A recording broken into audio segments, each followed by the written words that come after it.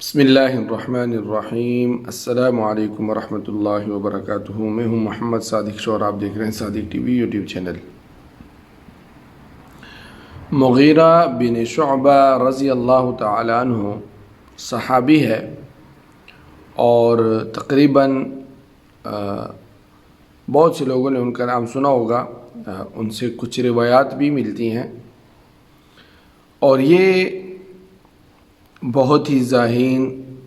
رعب والے، خوش طبع بھی تھے، خوش مزاج بھی تھے، مذاق والے بھی تھے اور رعب والے بھی تھے، اور فیصلے یعنی کسی ایسے امر کے بارے میں کہ میں یہ کام کروں یا نہ کروں،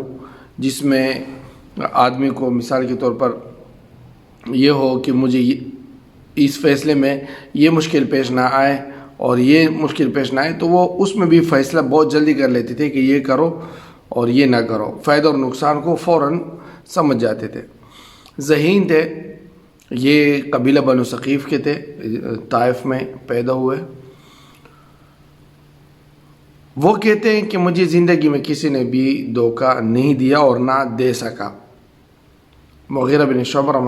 رضی اللہ تعالیٰ عنہ فرماتے ہیں کہ زندگی میں مجھے کسی نے بھی دھوکہ نہیں دیا اور نہ دے سکا سوائے ایک لڑکے کے، اور جب بھی کہتے میں یاد کرتا مجھے رنج اور صدمہ ہوتا۔ ہوا کچھ یوں کہ کہتے ہیں کہ میں نے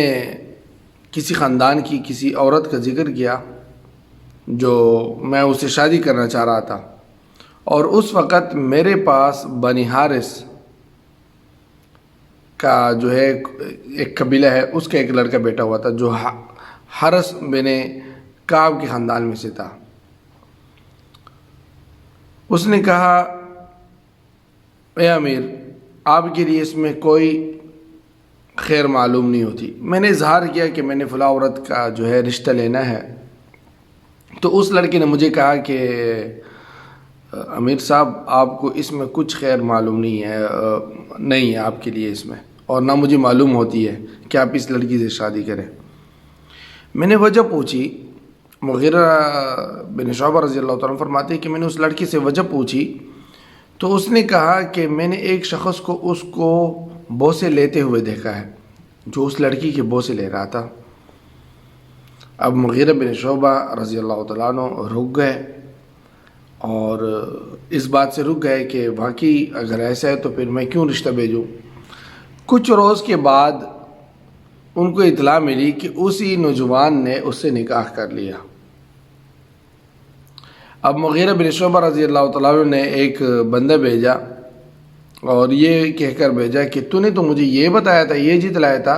کہ تو نے کسی کو دیکھا ہے جو اس لڑکی کے بوسے لے رہا تھا، اور اب تو نے خود نکاح کر لیا۔ اس نے کہا ہاں بے شک، میں نے اس کے باپ کو دیکھا تھا کہ وہ اس کو چوم رہا تھا اور کسی کو نہیں دیکھا تھا۔ تو اس کے بعد مغیرہ بن شعبہ رضی اللہ تعالیٰ فرماتے ہیں کہ مجھے اس نوجوان نے دھوکہ دیا، اور جب بھی مجھے یاد آتا تو مجھے دکھ ہوتا۔ اچھا، اس کے بارے میں ایک حدیث بھی ہے، استعینوا علی قضاء حوائجکم بالکتمان فإن کل ذی نعمۃ محسودہ، کہ اپنی ضرورتوں کو، اپنی حاجات کو جو ہے رازداری کے ساتھ پورا کیا کرو، اور رازداری کے ساتھ جو ہے اس کی مدد کرو اپنی ضرورتوں کی،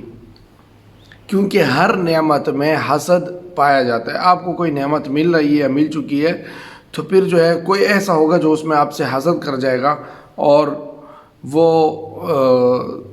کام جو آپ کا ہے وہ بگڑ جائے گا، جیسے مغیرہ بن شعبہ رضی اللہ تعالیٰ عنہ، اور اس کی بہت سی مثالیں ہیں۔ تو اپنی بات کو اپنے پاس رکھیں، کسی کے سامنے ظاہر نہ کریں، اور پھر تو خصوصاً ایسے ماحول میں کہ جب آپ کو کسی پر اعتماد اور اعتبار بھی نہ ہو۔ تو بہرحال جو بھی آپ کی مثال کے طور پر مستقبل کے خواب ہے، وہ کسی کے ساتھ آپ شیئر نہ کریں، ہاں اس کے ساتھ شیئر کریں جس پہ آپ کو پورا یقین و اعتماد ہو، اور آپ اس کو اپنی خیر خواہ اور اپنا مصلح سمجھتے ہو۔ والسلام علیکم ورحمۃ اللہ وبرکاتہ۔ دوستو، صادق ٹی وی کو سبسکرائب کرنا مت بھولیے، ویڈیو کو لائک کریں، شیئر کریں، اور کمنٹ سیکشن میں اپنے رائے کا اظہار ضرور کریں۔